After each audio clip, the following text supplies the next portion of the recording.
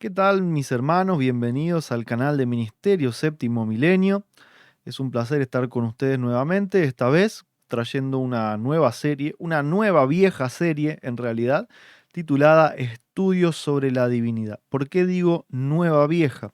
Es que esta serie ya la hizo un servidor hace unos 3 o 4 años atrás, pero la idea fue que ese mismo mensaje tan poderoso y que fue de tanta bendición para mí y para otras personas también, pueda estar en un formato más reducido en cuanto a tiempo, pero con los mismos conceptos y la misma profundidad.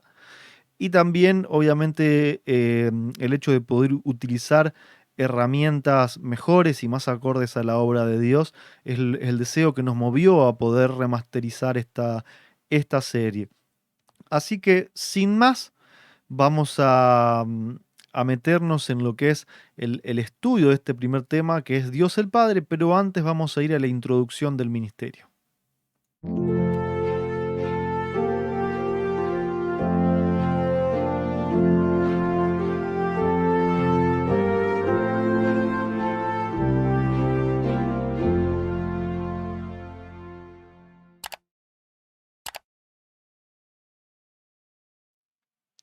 Ahora sí estamos listos, pero antes que nada quería contarles que el título de esta serie, que es Estudios sobre la Divinidad, es en base a un libro que escribió el hermano Daniel Benjar, el cual ya hace más de, si no me equivoco, 13, 14 años que está publicado y que ha sido de una bendición enorme para mi vida, y el deseo que siempre me ha movido a poder transformar ese libro en videos fue compartir toda esa bendición que el Señor me regaló a través del hermano Daniel.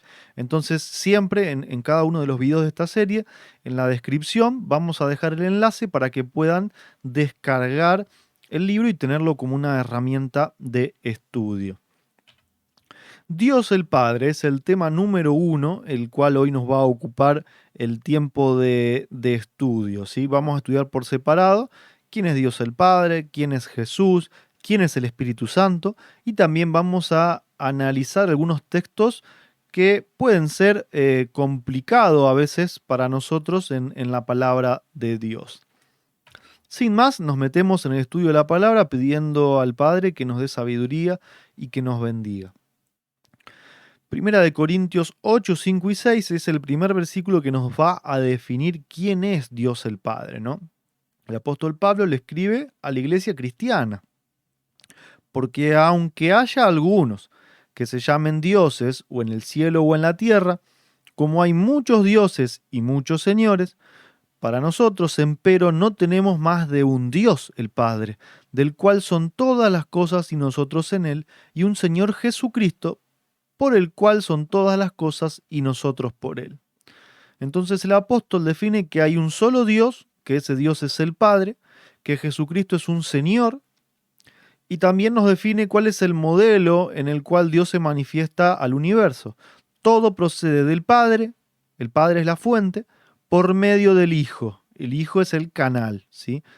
En Primera de Timoteo 2.5 nos dice algo similar, dice, porque hay un Dios y asimismo un mediador entre Dios y los hombres, Jesucristo hombre. En ambos textos nos pone a Dios el Padre como el único Dios verdadero. En el primer texto nos dice que Jesucristo es Señor y que ahora también es mediador. Avanzamos. Características de Dios el Padre. Ya vimos quién es, ahora vamos a ver algunas características. Por tanto, al Rey de siglos, inmortal, invisible, al solo sabio, Dios sea honor y gloria por los siglos de los siglos. Amén.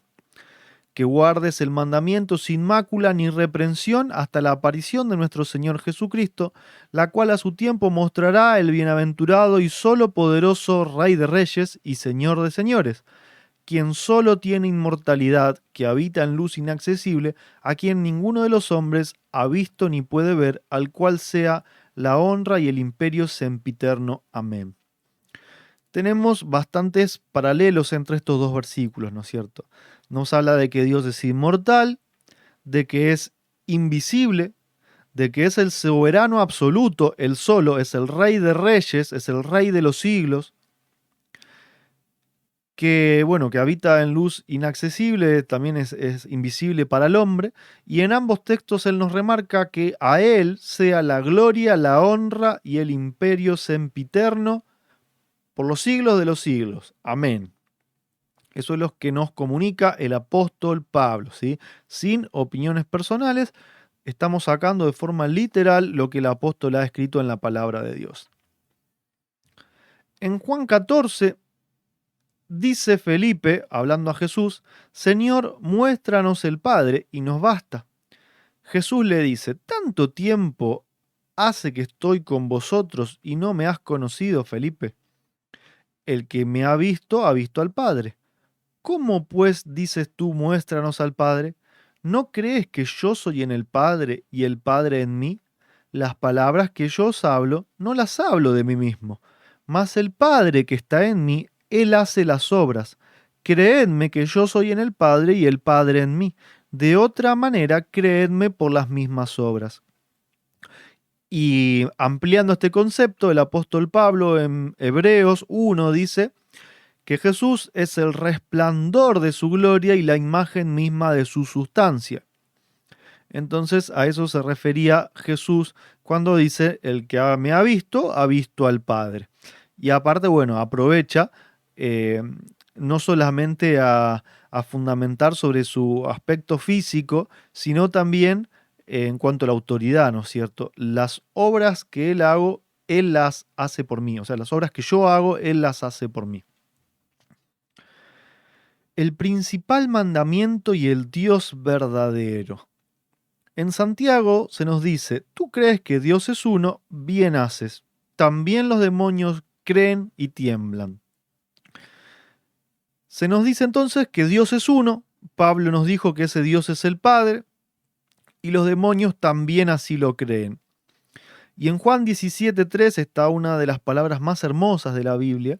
Esto es una oración que Jesús le hace a su propio Padre, levantando las manos al cielo. Dice, esta empero es la vida eterna, que te conozcan a ti el solo Dios verdadero y a Jesucristo al cual has enviado.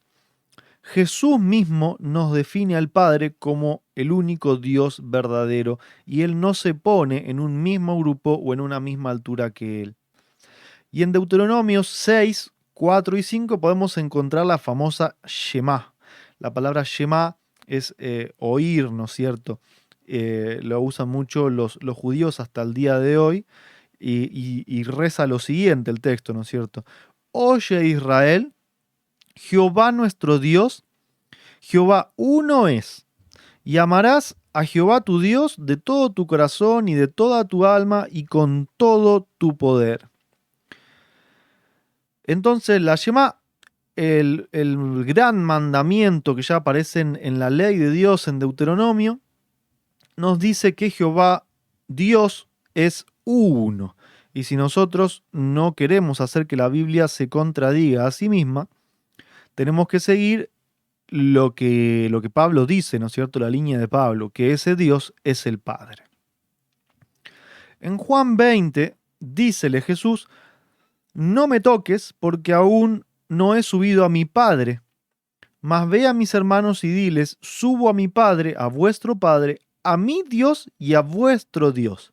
Es muy interesante, estas palabras Jesús se las hizo a María Magdalena, ni bien él resucitó. María lo quiso tocar cuando se le apareció en el huerto, pero Jesús le dijo, no me toques, necesito subir a su Padre, al Padre de ustedes y a mi Padre, a su Dios, pero también a mi Dios. Este es un concepto que pocos conocen, ¿no es cierto? En Romanos 15:6, ahora es el apóstol Pablo el que dice, para que concordes a una boca, glorifiquéis a Dios y Padre de nuestro Señor Jesucristo. Al Dios y Padre de nuestro Señor Jesucristo. Y en Primera de Corintios también Pablo dice, mas quiero que sepáis que Cristo es la cabeza de todo varón, el varón es la cabeza de la mujer y Dios la cabeza de Cristo. Acá se nos dice el orden jerárquico de la naturaleza. Dios es la cabeza de Cristo, Cristo es la cabeza del varón y el varón es la cabeza de la mujer. ¿sí? Este es el canal que Dios ha escogido para bendecir al mundo, del Padre al Hijo, del Hijo al hombre, del hombre a la mujer. Tenemos que entenderlo al pie de la letra, el orden jerárquico.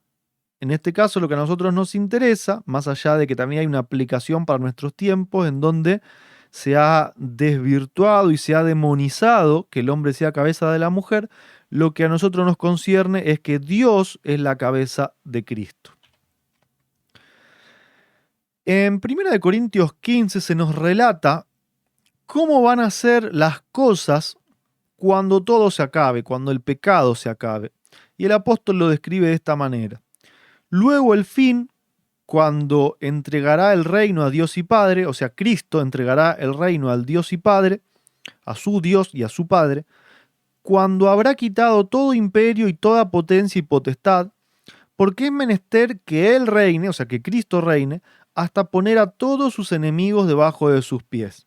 Y el postrer enemigo, o el último enemigo, que será deshecho, será la muerte. Porque todas las cosas sujetó debajo de sus pies. Y cuando dice todas las cosas son sujetas a Él, claro está exceptuado aquel que sujetó a Cristo o a Él todas las cosas. Ese es el Padre. Mas luego que todas las cosas le fuesen sujetas, entonces también el mismo Hijo se sujetará al que le sujetó a Él todas las cosas, para que Dios, Dios el Padre, sea todas las cosas en todo. Entonces, el problema del universo empezó con Satanás estando celoso de Cristo. Entonces, mientras dure el problema en este mundo o en el universo, Cristo va a reinar. Va a poner a todos los enemigos debajo de sus pies. Pero cuando todo eso termine, Cristo va a venir y le va a decir, Padre, gracias por todo, gracias por haber solucionado este conflicto, por haber puesto a todos los enemigos debajo de mis pies. El reino es tuyo, acá lo tenés. Eso es lo que va a suceder en el tiempo del fin, ¿sí? El mismo Cristo se va a sujetar al Padre. Y también nos dice que nunca el Padre se sujetó al Hijo, nunca. En el momento donde todo el universo es sujeto al Hijo, está exceptuado el Padre. Entonces acá también se ve este orden jerárquico que es muy claro en la Biblia y que muchos intentan desobedecer o intentan deformar cuando hablan de una coigualdad, término que no existe en la palabra de Dios. Hasta acá entonces vamos a llegar con este estudio, pero a manera de resumen vamos a destacar algunos puntos importantes.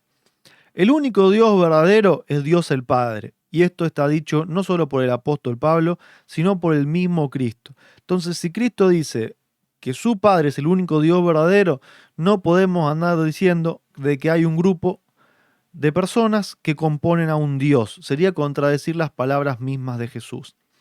Vimos que el Padre es el soberano absoluto del universo por siempre y para siempre, que es la cabeza de Cristo, que es el Padre de Cristo, que es el Dios de Cristo, que para el hombre por el momento es invisible, ¿sí? Porque si no el hombre sería destruido, que es el solo sabio, el inmortal, ¿sí? Y que a él debemos darle la gloria y la honra por siempre.